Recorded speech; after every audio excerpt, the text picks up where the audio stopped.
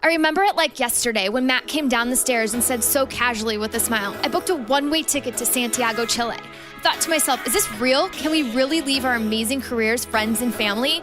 Fast forward 10 months later, after all the hard conversations, endless checklists, and heartfelt goodbyes, we were heading to the airport with one backpack each, about to set out for a multi-year adventure around the world. Filled with excitement, we had no idea what to expect, but we knew it would be a fun ride. Join us as we share what we are learning on our journey of a lifetime. This is Passport Joy Travel Talk with Nikki and Matt Javitt.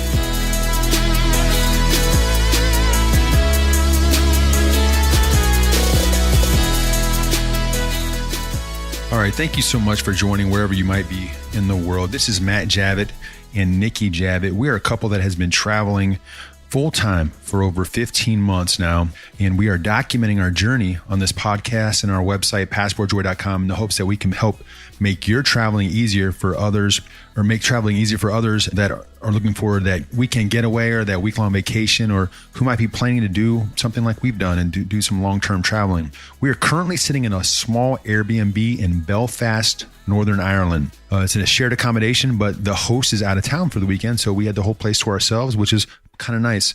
To those that are just starting to join us, our podcast, and get you up to speed, over the last 15 months, we started out in South America for 3.5 months, where we visited Chile, Argentina, Peru, and Ecuador. Then we flew over to Lisbon and spent about 4 months in Southern Europe, which included Portugal, Spain, Italy, Albania, and Greece. And then we spent 2 amazing months in India, spent a month in Vietnam, and then 3 months in South Africa. From there, we went to Thailand for a couple of weeks, and then back to Vietnam for a couple of weeks to visit a few friends that were there. Then after 10 unforgettable days in Hong Kong, we flew to Germany for more time in Europe this summer.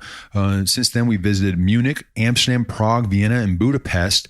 And then we made our way to Sicily for a couple of weeks to connect with friends from the States. And then that's what we're going to talk about in this episode. We're going to share the highlights of that very fun Sicily trip, and then get into details of our time in Isle of Man, Ireland, where we had a chance to check off a sports bucket list event for me with the TT Race Qualifiers, where these motorcycles fly around 37 miles of roads at speeds of over 180 miles per hour with spectators, including Nikki, only feet away. And in case you break away before I recap in the end, please remember to sign up for the newsletter at passportjoy.com. We send out weekly highlights on every Thursday there of everything we're doing during the week and what's coming up for our travels in the future. It's a chance to read about all the highlights that you might not get in this podcast or in the blog post. All right, let's get on to the episodes.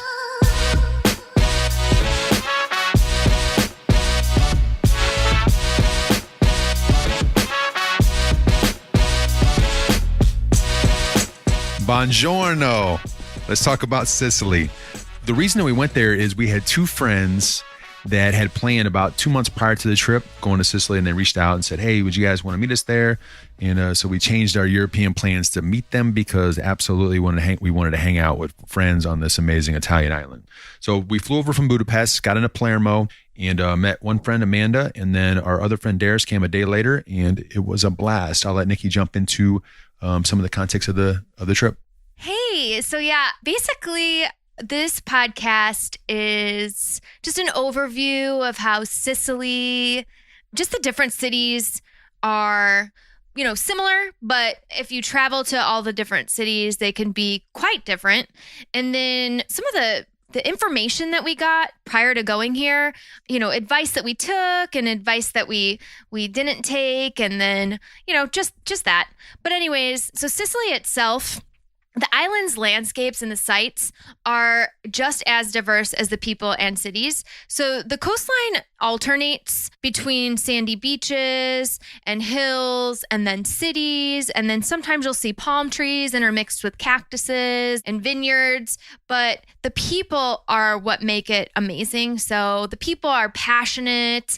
They're passionate about life. They're passionate about their cities that they live in. And they just love everything. And it was so much fun. But the main piece of advice that we got prior to going to Sicily is you have to rent a car. And so we looked into this, and we were going to be in Sicily for 10 days. And, I went through the whole standard procedure of the normal car rental places that you can go through online, and for about a 10-day period. And there's 3 of us that can drive, that would be potential drivers on this trip. all three of us, we can't drive a stick shift car. So I was looking for automatic cars, and for a 10-day trip, it would have been around $600, which is fine. We were going to split it, amongst the four of us. But for me, I just thought maybe there's like an alternative, and then I wouldn't have to deal with driving with the aggressive, fast Italian drivers, because we dealt with that last summer. And then also trying to find, between the hotels that we were staying at and the Airbnbs that we were staying at, like those places having parking, and then driving on the narrow roads, and just the whole thing was just seemed to me like to have a headache. Like I was getting a headache from it. And then you also have to understand, like, my girlfriends were coming in from out of town, and I knew that we were going to be having cocktails and, getting some bottles of wine. And I was like, we're always going to have a designated driver. And I really just don't want to have to worry about the logistics of it. So I started reading some bloggers and travelers' websites, and they were saying that you can easily navigate Sicily by going via bus or train. And for me, I was thinking, well, train is faster than bus, so let's just go the train route. And so I found the Trenitalia website, and it's really cool because you can type in where you're going from the city, point A to point B, and it'll tell you timetables, when they're leaving, when they'll arrive, how long your trip is going to be, and the cost. And it was really cool because you can pay for your trip online and not have to worry about it, not have to print out a ticket, and you can just show your e-ticket to the conductor on the train. And for me, I just think it was the ease of that was a lot easier than worrying about, like I said, all the stuff before, the tricky roads, driving amongst the crazy drivers, not finding parking spots, etc. So we decided to go that route after talking amongst the four of us. And that's how we set out for our tour around Sicily. Yeah, just to add about the car real quick. The cars in Italy are very intimidating. If you're not used to driving stick, then it can be quite a nuisance. And then also because of the hills and the tight spaces and the parallel parking. So that's typically the key when you're thinking about it, if you want to do that or not. It can be convenient at times, but most of the time, if you're not used to that environment, it's going to be a pain in the butt for you because you're adjusting all the time, and then you get the nervous energy, and you got to you're not sure if you're going to find a parking space. And sometimes even when you do park, you have to park way outside the city because there's not a lot of spaces. So just something to consider. We end up choosing the train. I'm very happy that we did.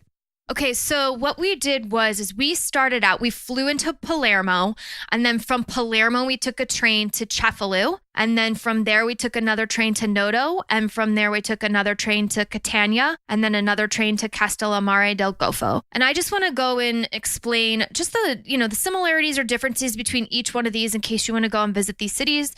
And we picked each one for a particular reason, but just the high level of each one, maybe some things about what we liked about each one of the cities. So Palermo is actually the capital of Sicily and the largest city on the island. Comparatively speaking, it's just slightly a little bit more chaotic versus the other cities we visited, but that's just to be expected for a larger city. It's like when you compare Chicago to Indianapolis. Chicago's larger, so it's just going to be a little bit more traffic or more people on foot walking in the cities. But the city itself has a blend of Baroque and Arab and medieval architecture, and it's just absolutely gorgeous. And when you walk through the streets, there's a mix of like government buildings and basilicas. There's tons of piazzas, cathedrals, and then there's a great mix of restaurants and nightclubs, and there's a lot of shopping that you can do. There's high-end shopping and boutique shopping as well.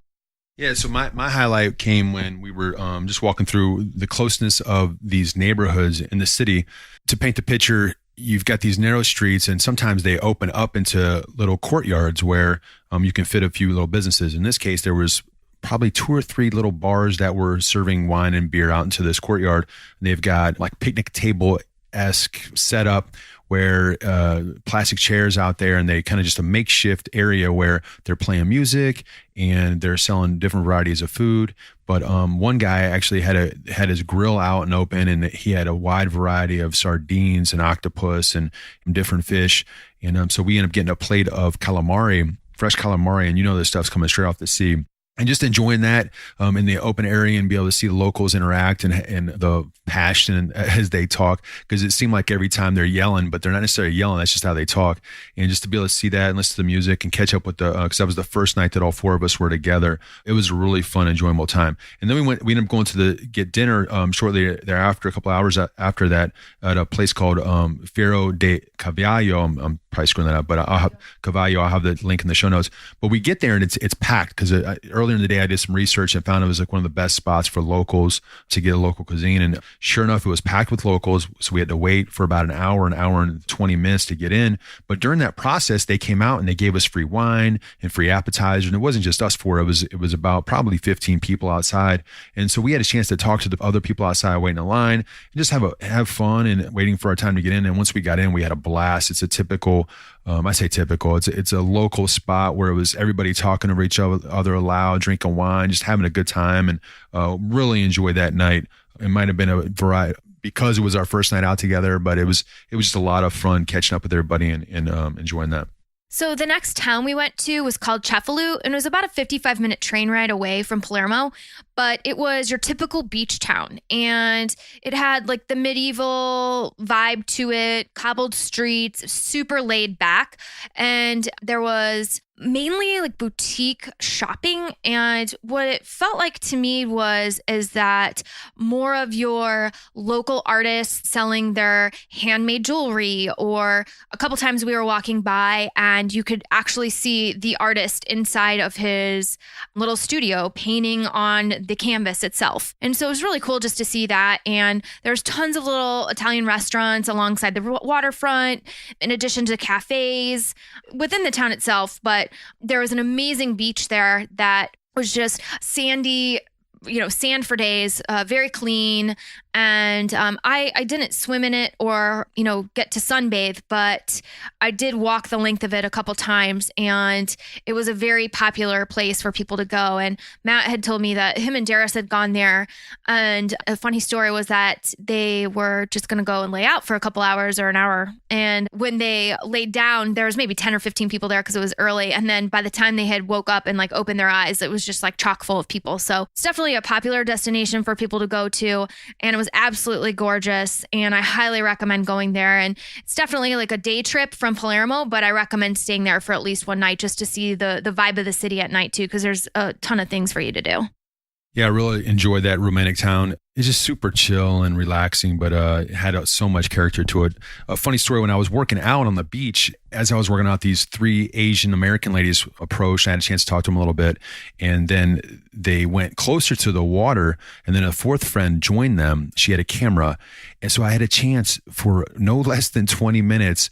These three ladies were continuing to jump over and over. Do you know that the photo where everybody kind of kicks their legs up and you get them, everybody's excited in the photo, the midair jump where they're excited and they're fun, and they got the beautiful ocean in the background and you're on the beach. Well, they did this for no less than 20 minutes. And two of them, it looked like this was the first time they had ever jumped in their life. Like they were trying to learn how to jump at age 50. So that, for me, it took everything I had not to video that, but I just didn't feel like it was the right thing to do, so I didn't. But I will always remember how excited those three ladies were and how much fun they were having while I was doing my workout. And the fourth lady taking the photo, and they would all come over and huddle around her and check it to see if they got it, and they would try it again and again and again. And I hope they got that shot, because they tried so damn hard to get it that I hope it all came together for them and they got their amazing Cefalù shot. So the next city that we went to was called Noto, and the city itself was quite far from Cefalù, but the great thing about it was, like I said, we took the train and we didn't even have to worry about, like navigating, getting there or whatever. We were able to catch up, have conversations, read a book, take a little nap, but it was about 5.5-hour train ride from Cefalù. And an interesting fact about this city is that it was completely destroyed by an earthquake in the late 1600s and then was completely rebuilt. So to me, that's crazy. So in this city, there's not very many tourist attractions. There's tons of boutique shops, a handful of amazing restaurants and unique bars and pubs. But the cool thing is that every year, the third weekend of May, since I think 1980, The city of Noto holds what is called the Infiorata di Noto, and what is also known as the Noto Flower Festival. And it attracts thousands of tourists from all over the world, and people from mainland Italy come as well. But the main event is held on a street called Via Nicolasi, and it's decorated with flower petals to create flower mosaics. And each year the theme is different, and it showcases work from a different different artist. And this year, the theme was called China in Bloom, the Silk Road, and it was dedicated to China, its culture, and its tradition. And essentially, if you go on our Facebook or our Instagram website, you can see these amazing flower petal mosaics. And it's just so incredible to see the intricate artwork in detail done by flower petals itself and how it just pops at you. It looks like a painting that would be hanging on a wall. Yeah, it was beautiful to see this festival, and then the chance to interact with so many Italians that came in to see it. It was a lot of fun. We were also lucky enough to meet two new amazing friends through our contact, who was a contact of Amanda, our friend that we were traveling with. Their names were Jeff and Rose. They ended up giving us so much insight on the Sicily in general, but also this Noto area. And then we had a chance to dine with them at a restaurant called Mana that they knew the staff well. And our server was actually an Italian singer-songwriter from Milan. So the chance to talk with him and understand his point of view on the island as well was a lot of fun. And just catching up with them and getting to hear, because they've traveled to Sicily many times. So the chance to hear their points of view and kind of get some inside scoop. They took us to a bar that was underneath this old cathedral that was really cool, and it's kind of like an insider's tip type thing. So that was a lot of fun, just visiting with new people and a chance to interact that way. The next city we went to was called Catania, and the city itself is more of like a Baroque style architecture. The homes, the buildings, and everything, they're more of like a golden yellow in color. And the main street is called Via Etna, which is about 3 kilometers in length, and it's aligned with many beautiful churches and museums. And the main university is on that street. The main square was called Piazza Duomo, and here you can see the famous elephant lava sculpture, which is actually a symbol of their city. And it's really cool too, especially when you have like the sunset going down and the clouds in the backdrop. But yeah, everyone goes there and takes pictures there, and it's really pretty. But Catania is full of just many beautiful fountains and cathedrals and parks, and like every corner you turn, you can pretty much find something of that nature. And there's even a huge castle that you can go and visit that has its own museum within it. But there's also a really nice beach that you can go to that Darius and I went one day and just had like a beach day. We walked to it. It was kind of a lengthy walk, but it was worth it. It's called Lido Azzurro. And so again, another beach in Sicily. I mean, beach day for me. Love it. And I loved Catania as well. It kind of had like a seedy vibe to it in parts, but it was also, because it is a bigger city, but it did have its own authentic feel. And there was a lot of cool little outdoor restaurants where they bring the tables out and do it that way. But yeah, I dug that city a lot. But on the way to Catania, we took a train, like Nikki said, from Noto, and we had a stop in Syracuse, and we actually missed our connection point based on a delay of the first train. But what is kind of I guess a travel tip is no stress. Don't worry about it. Figure it out. And so we end up figuring out our next one was going to be about 2 hours away. So we took that advantage to see another town, which was Syracuse.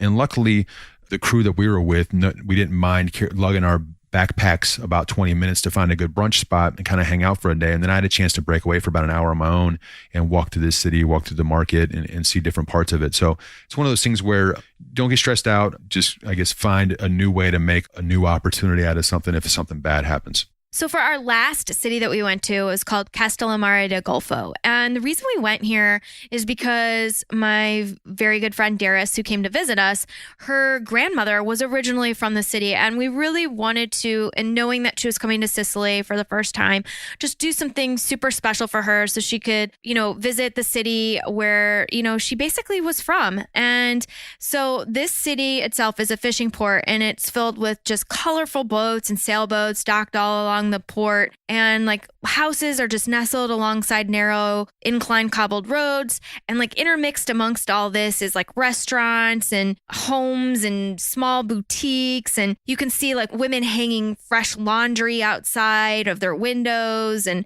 just like drying it in the sun. And then like from every vantage point you can essentially see some sort of like piece of sandy beach or some boat or something, some piece of the sea. It's just really, really beautiful. And you can see the shop owners enjoying glasses of wine inside their stores.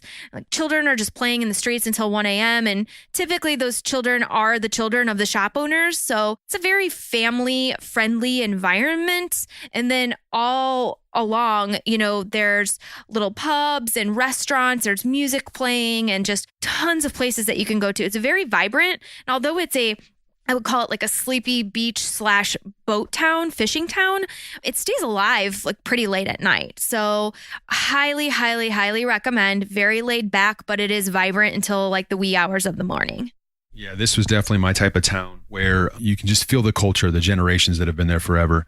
And you just get that vibe from the people that are there. So it was really nice. The highlight for me was we were walking to get dinner one night, and these two gentlemen were out selling nuts and fruit and stuff from their little vendor stand, but they were playing music, and they had a tambourine, and they were making music and just having a blast and singing and hooting and hollering. And they grabbed the girls, Darius and Nikki, and just started dancing in circles and swinging them around and just having a really good time. So for me, I just loved seeing that, and just that vibe and the carefree attitude of, hey, we're selling stuff, but let's have a blast in the process. And it's something that's extremely memorable for me. Okay, so moving along, the other thing I wanted to just talk about Sicily in general is just like the food and drink. So one of the main desserts that you can get in Sicily are cannolis. So for those of you who don't know what a cannoli is, it's like a sweet pastry filled with cream cheese. And prior to coming to Sicily, my family grew up eating cannolis at this little Italian restaurant in Homewood, Illinois. And I always just thought it was just like plain cream cheese with nuts on the end. And my friend Darius was like, no. You have to understand, like these come in all flavors. So when I went to Sicily, I started paying attention, and she's right. Like there's tons of different flavors. So there are cannolis that are broken. There are cannolis that are not broken. So I got schooled on the cannoli business here, but there are cannolis everywhere in Sicily. And then another thing is gelato. Every cafe sells gelato of every single flavor. And my friend Amanda, when I came here, she's like, I have made it like my mission to have my afternoon gelato and coffee. So gelato is just like abundant. It's in like vats every corner that you turn. Gelato is like ice cream. It's like an American ice cream, but it's different. It's made with egg, but it is the most delicious thing ever. And the key with gelato is if you have it on day one, you're going to have it every other day that you're in Italy because it's that good. It's so delicious. It does cost a little bit more than our ice cream back home, but gelato, and it comes in so many different flavors, and they all have their unique blend to it. But it's hard to not find a gelato flavor that you like, but once you do, it's game over because you're going to keep eating it every single day. Yeah, and then the fresh seafood. The fresh seafood is, we're on an island, so seafood is everywhere. But the main seafood that I noticed on the majority of the menus was mackerel and swordfish and tuna and cod. Those were very popular. And then the thing that I loved was that if you're looking just to have like a little snack before you eat or an appetizer, based on the climate in Sicily, olives, artichokes, nuts, and citrus fruits, I should say, are abundant. And so many times you can just order that as an appetizer. And those things come out, they're super fresh and they're super delicious. So highly recommend ordering a board, like a vegetarian board that contains that. And then another thing I wanted to note is that the coffee culture in Sicily is off the chain, and I love it. You can go to any cafe and order an espresso, an Americano, a cappuccino, whatever your coffee of choice is. And you could sit there for hours, and it's really, really cheap, like €1. And you can talk to your friend, read a book, and they don't judge you. It's amazing. And you could sit outside, inside, whatever your fancy, overlook the ocean. And I absolutely love this. Amanda and I did this for hours one day and just ordered coffee after coffee after coffee. What's also cool about the espresso, I guess, culture is they'll just go in there and they'll get it standing up and not even sit down. They'll just take it at the bar standing up and just crush it and then leave. and they'll just drop their euro and bounce out because it's like they just want their quick boost for the day. So you see it a lot as people just standing up at the bar, drinking their espresso on a quick move. Okay, then moving along, Sicily also, just because of the weather and, opportunities for outdoor adventures. For those of you who like to explore the outdoor, like I said, there's so many things that you can do. We obviously visited a lot of beaches. So in Cefalù, that was probably my favorite beach, although I didn't sunbathe, just walking along the coastline. We visited a beach in Catania and then Castellammare del Golfo. Sailing again was like one of the highlights of my trip. We will post the link in our show notes, but we went through a company where the sailing that we did was a catamaran sailing tour where we paid €25 for a 4-hour half-day excursion, and it included like a light breakfast and a sandwich for lunch and a glass of prosecco. And we did like 2 1-hour swimming sessions. We got to see caves. We went along the whole entire coastline. So amazing. And it was through a tour company called Penelope Tour. But it was hands down one of my favorite experiences, just to get out in the sun and, just be on the water. There's a lot of hiking opportunities in Sicily, although we didn't partake in them. The main one that most people do is they hike up Mount Etna, which is a live active volcano. It can get pretty expensive to do that. The things that I looked into were like more than €65 per person just for the excursion itself. And then you have to worry about getting there, which is like an hour outside of Catania.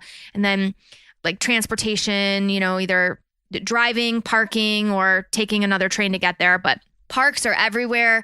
Darius and I spent a lot of time in some parks. We got a bottle of nice wine, took it to a park and just sat there and talked, and then people watched. So that's another option. And then another thing we did that we didn't mention in Catania was we went to this open air fish market. And just to see the guys like cutting the fish and throwing the fish and doing their thing. They also sell other things other than fish there. They had lots of fresh produce and nuts and things like that. So it's just a good thing to see, but it's just another outdoor event that you can go and partake in. And then lastly that I'd want to touch on is just tips, things that I wish I would have known or things that I have learned from going to Sicily while traveling there that I'd like to just relay to you is that if you do drive, like Matt was saying, since he did drive in mainland Sicily, I would just suggest renting a small car so it's easy to park. And then making sure that your Airbnb or hotel has parking available. And just knowing that driving in Sicily it's just a different type of driving. And that's the only reason that I harp on it so much and mention it.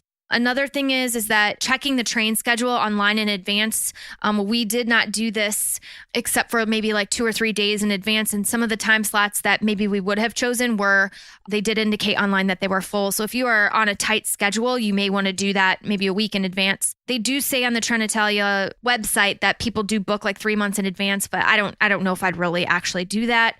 You can purchase your tickets online. It's very easy, and all you have to do is show your phone to the conductor when you board. As far as food goes, obviously, like there's so many options, and I just wouldn't be afraid to eat the street food and venture out.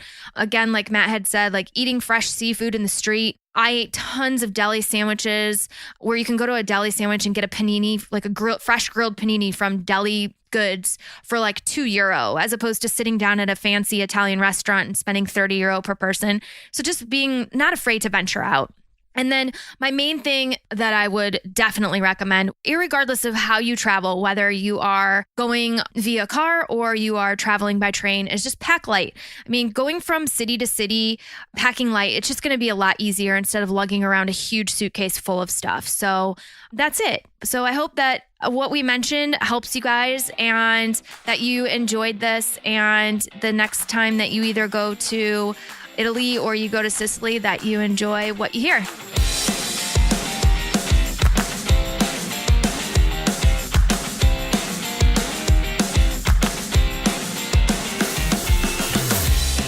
After years of struggling with chronic back pain and limited activities, horrible sleep, I decided to get a major back surgery about 4 years ago that left me in the hospital for 6 days and had many weeks of recovery. After that recovery, I decided to get into foundation training. It's back exercises that focus on your core and your lower back and provide strength and stability moving forward. And it's changed my life totally. I'm so happy that I found foundation training. And without it, there's no way I could travel the way we do. With all the tight squeezes on buses and airplanes and little cars and tuk-tuks and all the ways that we travel, it would be impossible if my body didn't feel the way that it did. And I attribute all of that to foundation training and the strength it's given me to do, not only to feel the way I do within those transportation, but also to take on these long hikes that I love to do now and all the physical activity that I do. Foundation training is the key to that. So if you have back pain and you want to figure out a way to overcome it, or you just wake up and you have chronic fatigue, I highly recommend foundation training as a way to get there. You can get a free guide and check out all the other products. Go to passportjoy.com/back, BACK. Again, passportjoy.com/back to find out everything you can get from this type of training for your back. We also use ExpressVPN as a secure way to connect to the internet anywhere in the world. It's your own pipeline to the internet that has servers around the world to keep you secure from hackers while you travel. It's also a great way to see the content that you deserve to see, that you probably paid for on your subscriptions as you travel, those digital movie apps that you have to see your shows and your movies while you travel. And you can also see flight prices like a local, which sometimes can be cheaper. I mean, it just gives you the security and privacy that you want in coffee shops, local restaurants, on your phone or your laptop. And if you're doing anything financial, whether you're traveling, you're at home, you're in a local coffee shop, you need to consider getting a VPN. And we use ExpressVPN to do that. VPN stands for Virtual Private Network. So again, check out passportjoy.com VPN for your free 30-day trial. Again, passportjoy.com/VPN for your free 30-day trial. And also check out passportjoy.com/tools for our other products that we love to use while we travel.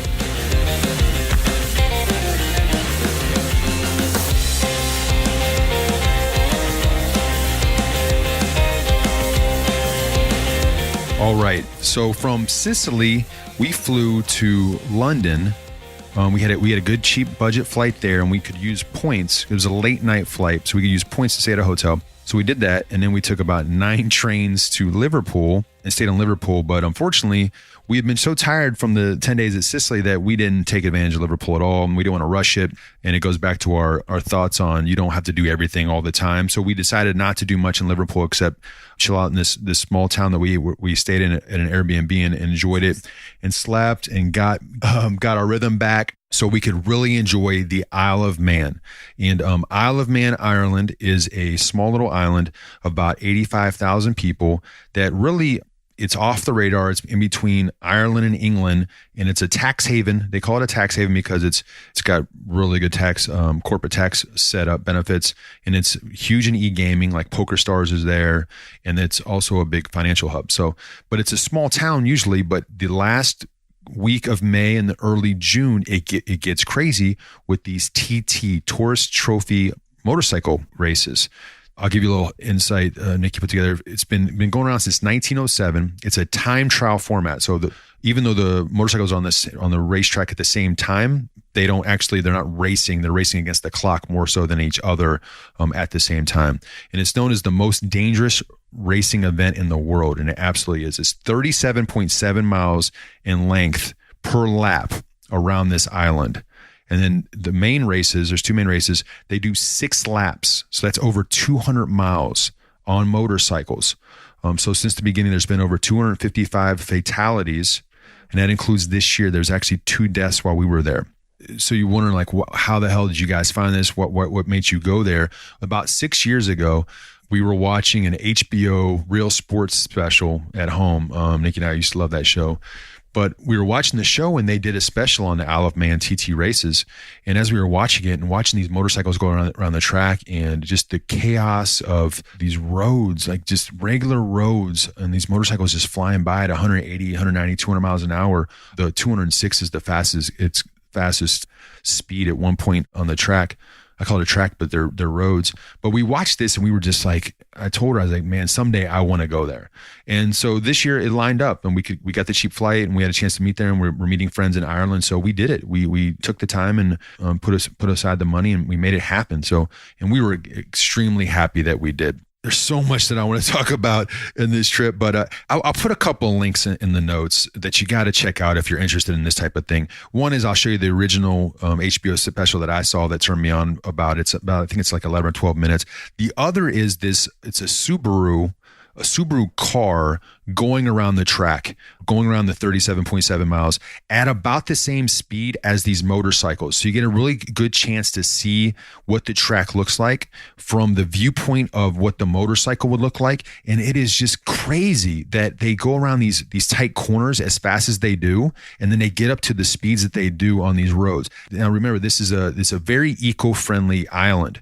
We've been told they do not kill animals on this island. So you have hares, and actually there's been a hare a few years ago that ran out onto the track during race day, and basically the motorcycle hit it and exploded, and the guy, I think he ended up losing his arm from that accident. But everything that's going on this gorgeous green, very lush island, it's just the fact that these guys get out there and do this is just chaotic. I guess I'll just talk about the few things that really struck me from the actual racing. So we were there during qualify days. There's basically a qualifying week up to the races. The races start on a Saturday and they go through the following Friday, but they do qualifying throughout. Just like if you ever pay attention to any races, race cars or motorcycles, that you actually got to qualify for the end race. That's what these guys do all week. Usually it rains often on this island, but as luck has it, our weather was gorgeous. So we actually had 4 really good days of viewing. One day was cut short because of what we described. One of the local guys, actually, his name's Dan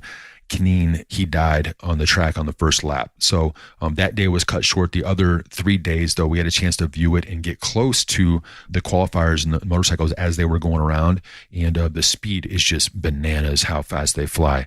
But I think that the things that struck me the most and what made it so, the bravery and the craziness that these guys have to deal with as they go around the track, is the bugs on the windshield. So when you watch the Subaru special, this guy has bugs all over his window by the time he's done with the first lap. Now imagine if that's right in your viewpoint, if that's right on your mask. I can't imagine dealing with that. And then the shadows of the trees. So as they're going through all these different parts of the island and going through tight towns and then open roads, the shadows change constantly because of the trees that hang over the roads. So you have to deal with that. I talked about the animals being protected, your body heat and your heart rate at those speeds. The temperature of your body in the suit has to be extremely intense to go through that. It gets up to 39 degrees Celsius inside your body, if you can imagine that, inside your suit. So if you're going through that, the sweat that's there, the concentration to go around this track for 37 miles on one single lap, and then you get like 40 seconds to refuel. And the whole thing was mind-boggling to me. I've never been around anything like that. Yeah, and then you take in the fact that when cars and trucks and motorcycles and other motorcycles, so on the island itself during this time, there's about 20,000 motorcycle guys and women that come there to experience this event because it means so much to them. So you have all these motorcycles and cars on the same roads up until about 6 o'clock of the day. And then by 6:35, they are out for qualifiers at that point. So how do they get all the debris off? To me, they don't. They take a couple cars around, they clean up the streets. There's a lot of marshals around the island to make sure the spectators don't go on. But while we were there, they had a drone problem because you're not supposed to have drones because God forbid a drone falls out and goes into the roads. Somebody's going to get killed. At one point, there was an announcement that there was 2 kids on the loose, a 2-year-old and a 5-year-old that they were trying to find the parents for. So it's extremely intense because of this machinery going on the track and how close you can get to it. Nikki made me nervous because she's so daring that she was sitting on this rock wall. We watched it was called Union Mills. It was the first night that we were there, and we could just sit on this stone wall. And our legs were out before, and then the guy came by and said everybody has to get on the other side. So we're on the other side, but Nikki was sitting so close, and these guys are going by her. I think later we found out they were probably going like 90 or 100 by her at that point, and then up that street there they get up to about 180. But they're just flying by her. Her hair is even moving as they go by. That's how close you can stand. But there's other points on the island that you could actually almost touch the drivers if you wanted to. That's how close you can get to these guys, these riders. So it was pretty crazy. But I guess I guess overall, it's just the whole like memorizing of the turns. I have so much respect for these guys and what they're doing, and just the boldness to go out there and do it, to put themselves out there like this. And because a lot of these guys are either from the local island or they're Irish, so they're holding a legacy. There's a couple of families in particular that it's a legacy within their family, and to be able to walk around the island and just the pride that they have is pretty crazy. So I took that, and it was pretty moving for me at times. For me, this was definitely one of my bucket list things that I wanted to do. Like Matt had mentioned, I saw the HBO special and I said, wow, like I have to go and see this at one point in my life.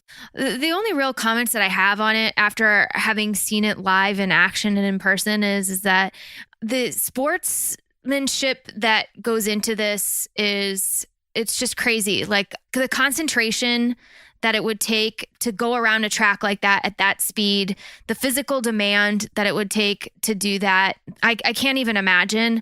I once watched a special on the Indy 500 and race car drivers and Formula One drivers, and I never really understood what it was like to be in a race car and the physical demands that it took, or the toll on the body and the concentration that it took, and that the race car drivers themselves, when they were doing that, like actually lost weight and water weight, and how they, how do they use the restroom and how do they drink water, and they take direction from, the earbud piece that they have in their ear and stuff. And then after I watched that, I really had like a newfound respect for those car drivers. And then when I came here and I watched these motorcycle riders and saw what they did, I now have a newfound respect for them, because like Matt said, I mean, you're out in the elements and you're not in a car, you're not contained within like four walls, and you're literally just on a bike. And sometimes it rains, like Matt said, and fortunately when we were there, it did not. So they had good weather, but at any one time, they're not on a controlled track like the Indy 500, and no disrespect to that.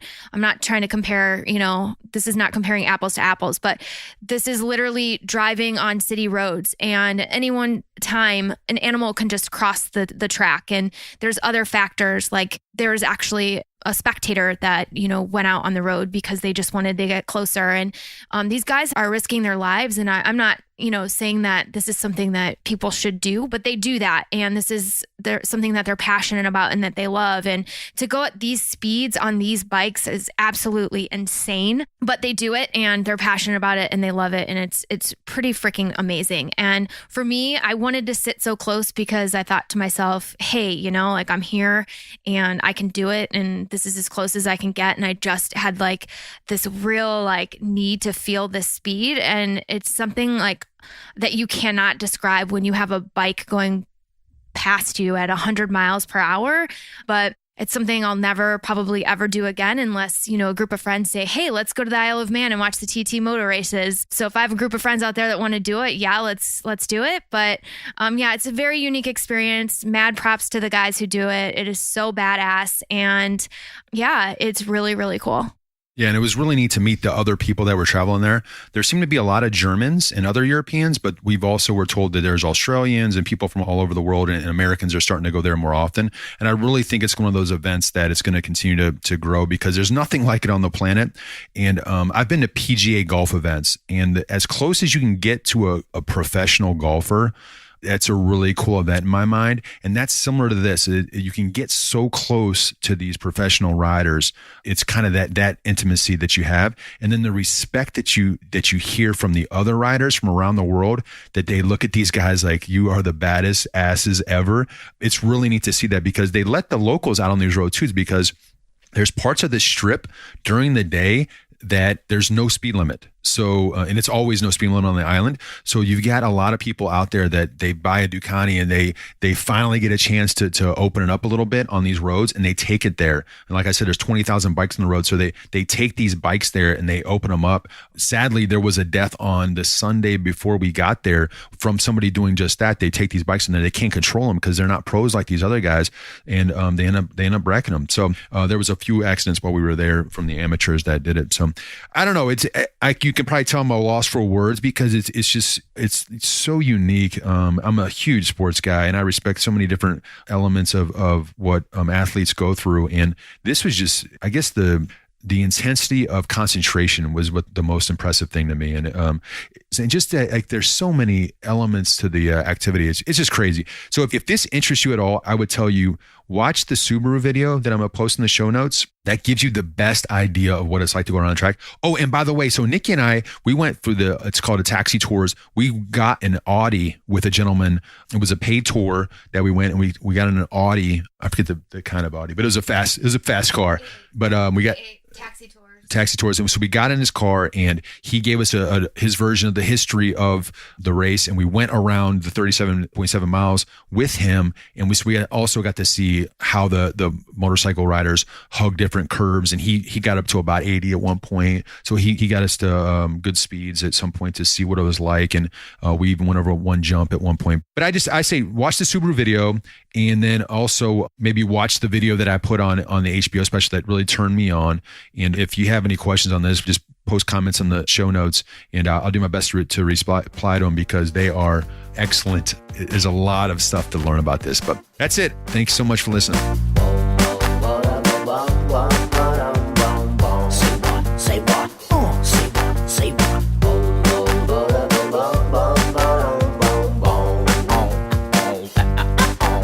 And that is it for this episode. Thank you so much again for listening. We really appreciate it. Please be sure to subscribe to the podcast if you haven't already. This really helps Nick and I to get in front of new traveler listeners that might not be aware of our story. And also, thank you so much for leaving some great reviews, like this one on Apple Podcasts from Katie that says, "I can't brag enough about these two people who are great friends of ours. Traveling or not, they are so worth the listen." Thank you so much, Katie. We miss you and Danny's a lot, and we appreciate you taking the time to give us that feedback. We love hearing that type of stuff. You can follow along with our travel updates in the weekly newsletter that comes out on Thursdays by signing up at passportjoy.com.